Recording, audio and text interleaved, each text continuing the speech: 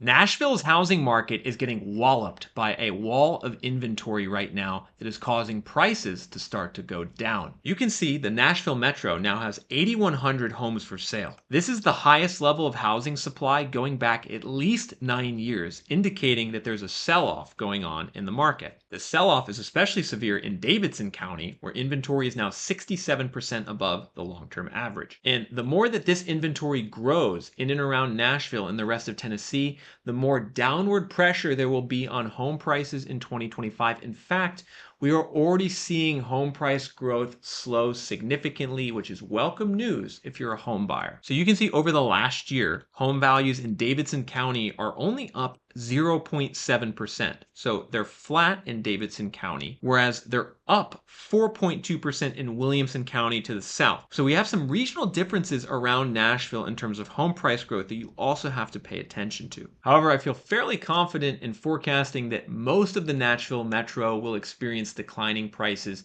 in 2025, as we here at Reventure App have actually calculated a forecast score for Nashville and the rest of Tennessee. And this forecast is heavily below average. It's much lower than other states and cities around the US, indicating a weakening housing market.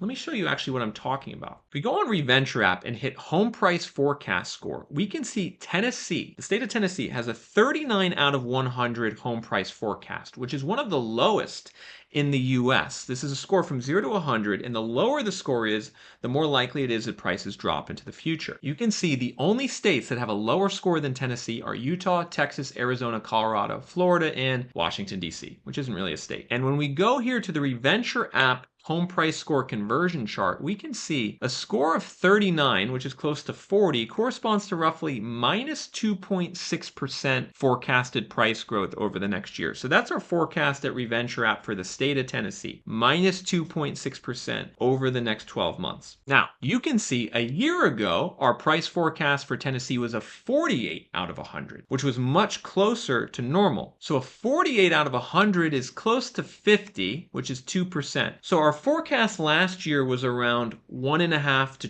2% price growth in Tennessee. What ended up happening? 2.4% growth. So there was already a big slowing in appreciation.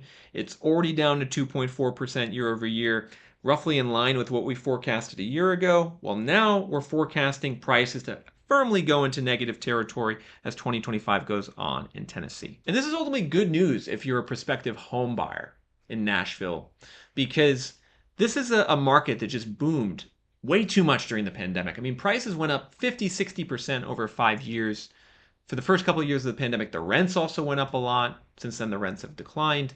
But ultimately, this is a market that became very expensive for local home buyers. Like if you're local to Tennessee or you're local to Nashville, it still feels really expensive likely for you to buy a house. You can let me know what you think in the comment section below about the affordability in this market. And the issue I'm starting to see for Nashville is that the influx of people moving in from California in particular has slowed. And that slowing influx of people from California is leaving a vacuum in homebuyer demand that's resulting in the inventory skyrocketing. So the inventory, why is it going up so much?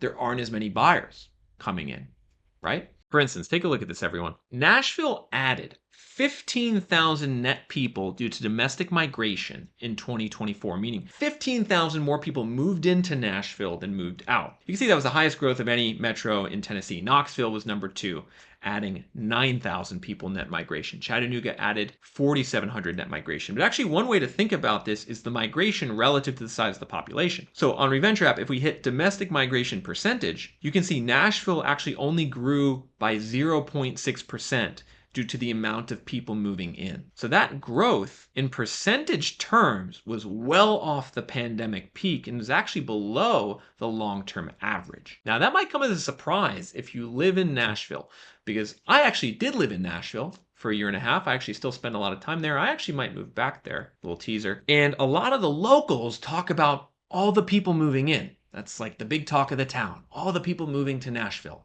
Whether you go to East Nashville, they talk about that. Whether you go down to Franklin, they talk about that. If you go out to Murfreesboro, they talk about that. And it is still true to say that people are moving to Nashville. There are still people moving there, but it's just not nearly what it was during the pandemic.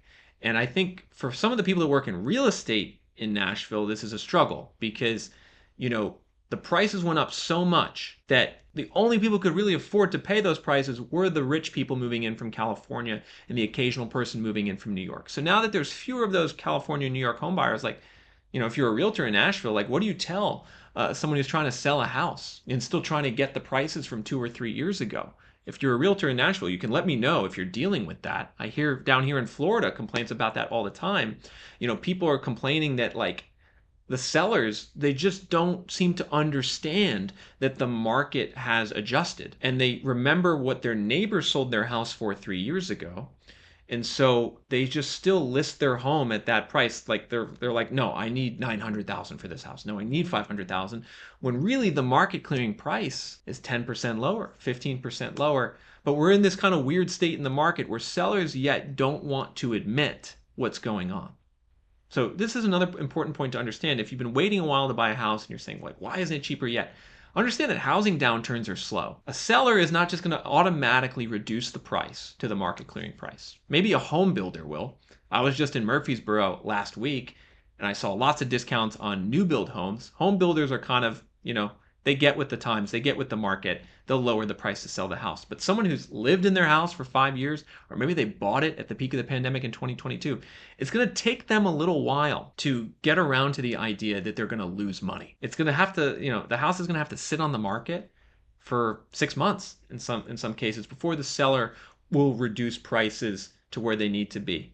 Price reductions are already happening in quite a few different neighborhoods in Nashville, everyone. If we look at this zip code map of year-over-year home value growth, we can see prices are already heavily into negative territory in North Nashville here, which is technically Germantown, 37208, as well as Buena Vista and some other neighborhoods. This is an interesting mixture of, like, really gentrified as well as not gentrified. Prices are going down. They're also going down downtown. They're going down east of downtown. They're also going down north of the river, the Cumberland River. So these areas in blue already have declining prices.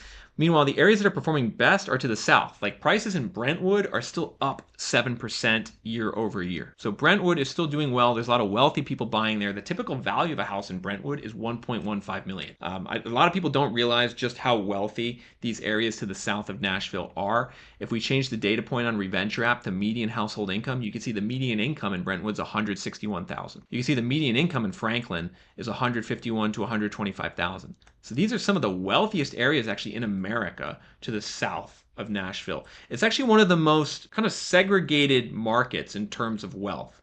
Like, if you go to the north of Nashville and to the east, incomes are pretty low. $54,000, $61,000, $44,000. To the south, median incomes are $150,000. And that's filtering its way through to home price growth. We looked at the home price growth. Where's the home price growth weakest? To the center, to the north, to the east. Strongest to the south. However, I think even Williamson County is going to start to feel issues in 2025 because the more that this supply stacks up, the more that sellers are just going to have no choice but to cut the price, especially with the demand levels in Nashville still lagging. I just checked the data from Redfin. Pending sales in Nashville are down like 6% year over year, 5% year over year. So the buyers aren't coming back in while the supply is surging and the prices are already slowing and going down in certain markets. And in just a second, I'm going to explain to you all how you can actually see how much values are forecast to go down in your zip code in Nashville or elsewhere in Tennessee, whether you're in Chattanooga or Knoxville or Nashville. I'm going to show you how much home prices can go down in your zip code. But first, I want to talk about the rental market. We got to talk about the rental market if we're talking about Tennessee, because rents in Tennessee are dropping, particularly in Nashville. There's rent cuts all over the place. Apartment buildings are giving 3 months free rent.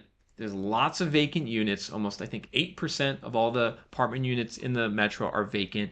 And this struggling rental market is also a sign that the housing market in Nashville will likely also decline into the future. Because if rental prices are getting cheaper, and it's becoming cheaper to rent, there's less incentive for a first-time buyer to step into the buyer's market, especially with mortgage rates still at 6.5% to 7%. And so, ultimately, the full narrative here is this is all good news. If you're a renter in Nashville, if you're a prospective first-time home buyer, if you're just waiting, you already own your house, and you're just like waiting to buy the other house, Like, this is all good news. Nashville is getting more affordable already in some ways, will continue to get more affordable into the future. The question is, how much will values drop? You can see, according to data on Reventure app, prices are 25% overvalued in the Nashville metro. So very overvalued, 25%. We've actually never seen anything like this in Nashville's housing market history, prices being this overvalued. In fact, they were undervalued basically from '05 to 2017. Great time to buy from '05 to 2017, even 2019, decent time to buy.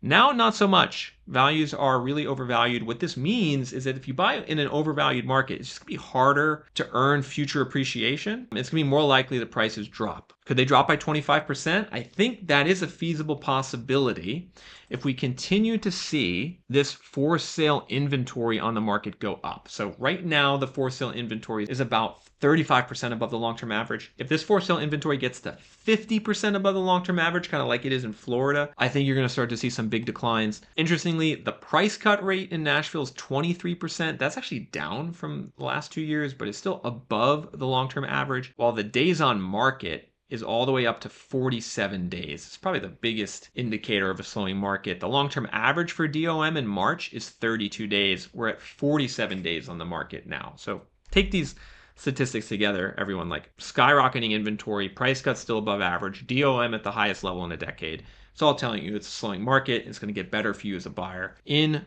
2025. But how much better is it going to get? Well, to answer that question, you need to access our home price forecast score on Reventure app. This score is ranked from 0 to 100 and helps you understand if prices are likely to drop in the next year in your city, county, and zip code. The conversion chart for this score is on the screen now. So 50 is kind of like the middle score, technically a stable market. At 50, we expect prices to go up 2% over the next year. That's kind of what the historical data says. However, the more the score drops below 50, the bigger the forecasted price declines get. You're going to want to access this home price forecast for your metro, whether you're in Nashville, Memphis, or Knoxville, your county, as well as your zip code. And then you're going to actually want to track this forecast month by month as you go and look and buy a house, so you can see how the market is trending. You can see if there's reversions occurring in the market, if it's continuing to decline.